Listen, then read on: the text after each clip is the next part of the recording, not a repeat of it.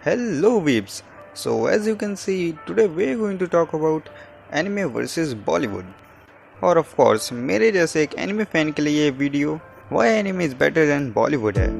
और इस वीडियो में हम फालतू की गाली गलौज करके टाइम पास नहीं करेंगे और सीधा पॉइंट टू पॉइंट बात करेंगे। तो चलो वीडियो स्टार्ट करते हैं।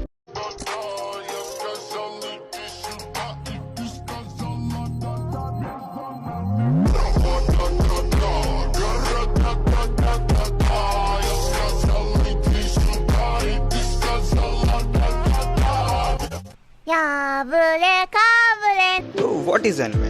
तो जितने भी एनिमेशन जापान में बनते हैं हम उन्हें एनिमेशन कहते हैं और वर्ल्ड वाइड 70% एनिमेशन जापान की ही है। और जैसा कि हमें पता है कि एनिमे हर जॉनरा में अवेलेबल है और इसलिए एनिमे में कंटेंट की कमी बिल्कुल भी नहीं है। और हाँ, जापान में आज भी 60% एनिमे हैंडमेड होते हैं। तो आप सोच ही सकते हो कि एनिमे को बनने में कितना ज़्यादा टाइम लगता होगा। और अगर हम प्रेजेंट कंडीशन की बात करें तो एक तरह से एनिमे बैन ही है इंडिया में। लेकिन अगर हम पूरे वर्ल्ड में अगर इसकी पॉपुलैरिटी के बारे में बात करें तो 2019 के एक सर्वे के मुताबिक वर्ल्ड वाइड जब लोगों से पूछा गया कि वो किस तरह की एनिमेशन को देखना पसंद करेंगे तो उसमें से 82% लोगों का जवाब एनिमे ही था। तो बॉलीवुड, मेरे ख्याल से कोई भी ऐसा नहीं होगा जो बॉलीवुड के बारे में नहीं जानता होगा। मुझे इसके बारे में कुछ ज़्यादा बताने की ज़रूरत नहीं है। और अगर हम पॉपुलैरिटी के बारे में बात करें तो बहुत बहुत बहुत ज़्यादा पॉपुलर है। ये बात तो मैं भी मानूंगा कि पॉपुलैरिटी के मामले में बॉलीवुड काफ़ी ज़्यादा आगे है एनिमे से, लेकिन सिर्फ इंडिया में। वर्ल्ड वाइड मैंने आपको बता दिया है कि एनिमे कितना ज़्यादा पॉपुलर है। और अगर हम प्रेजेंट कंडीशन की बात करें तो आप भी जानते हैं और मैं भी जानते हैं, अगर गॉड्स के सिवाय इंडिया में कोई भी एनिमेशन बनती है तो वो सिर्फ बॉलीवुड की किसी मूवी और या फिर कोई इंडियन सीरियल के ऊपर ही बनती है। तो अब थोड़े मेन पॉइंट्स पे चलते हैं। मैच्योरिटी, इसके लिए मैं आपको बस एक सीन दिखाऊंगा, वही देख के आप समझ जाओगे।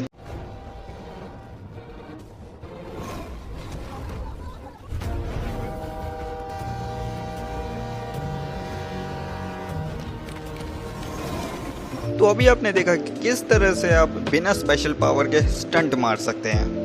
बाकी समझदार को इशारा काफी है। तो अब एनीमे पे आते हैं। क्या तुमने अ साइलेंट वॉइस देखी है? अगर नहीं देखी है तो जाओ जाके देखो, क्योंकि वो मूवी एक चाटा है उन लोगों के लिए जो कहते हैं कि एनीमे बच्चों के लिए है। और इससे ज़्यादा मैं कुछ कहूँगा भी नहीं, क्योंकि अगर मैं मैच्योरिटी के बारे में ज़्यादा बोलने लगा ना एनीमे के बारे में तो ये वीडियो बहुत ज़्यादा बड़ी हो जाएगी।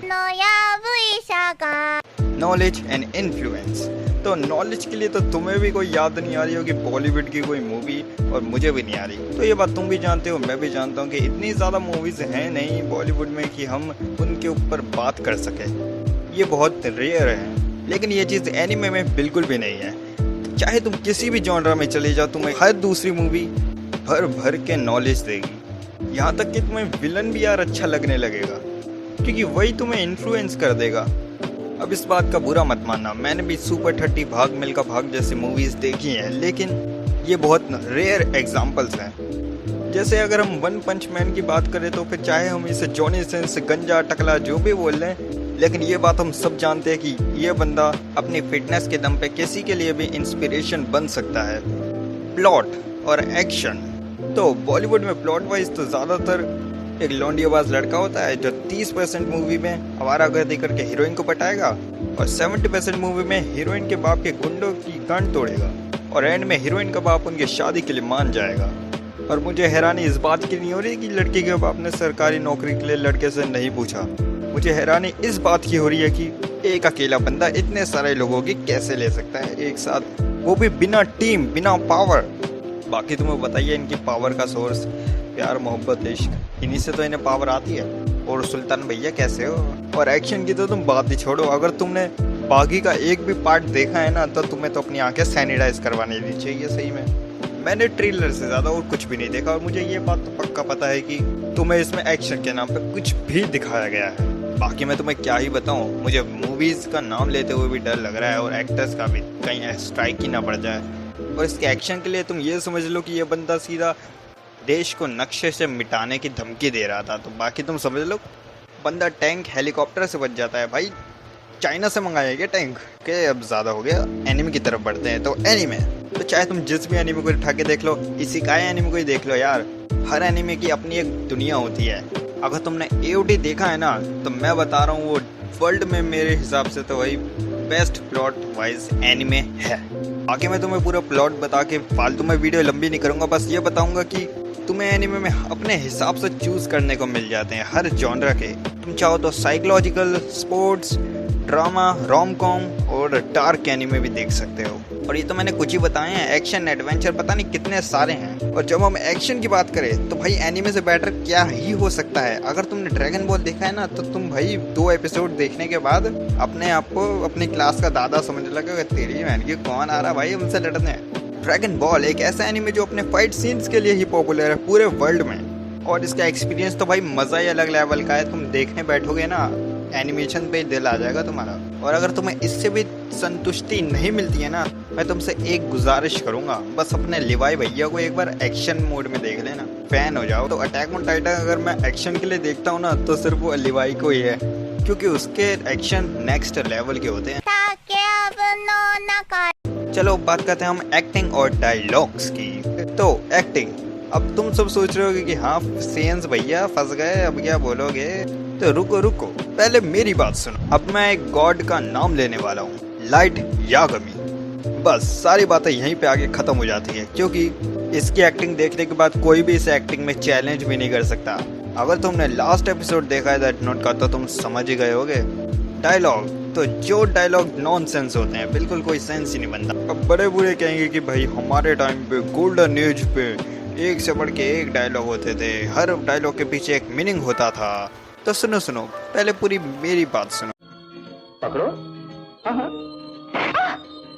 छुरी से क्यों नहीं काटा? अरे प्याज का मजा ही तब आता है जब उसे मुट्ठ मार के खाया जाए।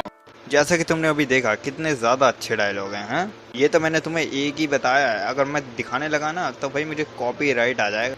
वैसे एक बात तो माननी पड़ेगी, प्रेजेंट वाले बॉलीवुड में इतना दम नहीं है कि इस तरह के डायलॉग का यूज कर सके। और बात करो तुम एनिमे की तो हर डायलॉग के पीछे एक बढ़िया सा मीनिंग छुपा होता है। यहाँ तक कि अगर कोई फाइट सीन भी होता है ना, उसमें भी जो जो डायलॉग होते हैं वो काफी सोच समझ के रखे जाते हैं, क्योंकि उन्हीं डायलॉग से फ्यूचर में आगे स्टोरी बिल्ड होनी होती है। ये नहीं कि स्टोरी में जो मन आ रहा है वो बना दो, जो कूल लगे, बैडएस लगे। यहाँ तक कि विलन के डायलॉग्स भी तुम्हारे फेवरेट डायलॉग्स में आ जाएंगे। साउंड ट्रैक, तो देखो साउंड ट्रैक की बात तो तुम रहने ही दो। बॉलीवुड में आज तक कभी ऐसा हुआ है कि साउंड ट्रैक सुनने के बाद बॉलीवुड का कोई तुम्हारा ध्यान गया हो, या फिर तुमने कभी गूगल पे सर्च करके उसके बारे में थोड़ी डिटेल लेने की कोशिश की हो? नहीं हुआ होगा भाई, नहीं हुआ होगा। But on the other hand sound track is the strongest reason to love anime. और एग्जाम्पल के लिए कभी योर नेम देख लेना, मेरी बात समझ आ जाएगी। मेरे साथ तो कई बार ऐसा होता है कि एनिमे से ज्यादा ध्यान मेरा OST पे चला जाता है। तो अब इतना सब पता चलने के बाद ये तुम्हारे हाथ में है कि तुम क्या देखते हो, रिपीटेड प्लॉट वाला बॉलीवुड या फिर हर बार एक यूनिक स्टोरी रिप्रेजेंट करने वाला एनिमे। ये मैं तुम पे छोड़ता हूँ, ये तुम खुद डिसाइड करो कि बेटर कौन है। और वैसे में मैं नहीं चाहता कि सैलमोन भाई हमारे साथ रेसलिंग लड़ने आ जाए और अक्षय कुमार मेरे पे 300 करोड़ का केस कर दे। तो बाय बाय। अरे रुको, चले गए क्या? वीडियो अभी खत्म नहीं हुई है। अगर इस वीडियो पे 100 लाइक्स आते हैं विद इन 1 वीक तो मैं अपना इंस्टाग्राम अकाउंट डिलीट कर दूंगा। हाँ फिर नया बनाएंगे और क्या, लेकिन उसके लिए 100 लाइक्स पहले करो, जब भी करेंगे भाई ऐसे मजा आता है डेयर करते हैं भी। तो देखते हैं कि 100 लाइक्स हो पाते हैं या नहीं। और अगर इसी तरह का इंटरेस्टिंग कंटेंट देखना चाहते हो तो चैनल को सब्सक्राइब कर दो और बेल नोटिफिकेशन ऑन कर दो, ताकि आपको मेरी लेटेस्ट वीडियो पहले मिले, क्योंकि मैंने कुछ अलग ही ट्राई करने का सोच रखा है फ्यूचर में। तो लेट्स सी। तो ठीक है, फिर मिलेंगे आपसे नेक्स्ट वीडियो में। जब तक के लिए tata bye bye, see you and sayonara.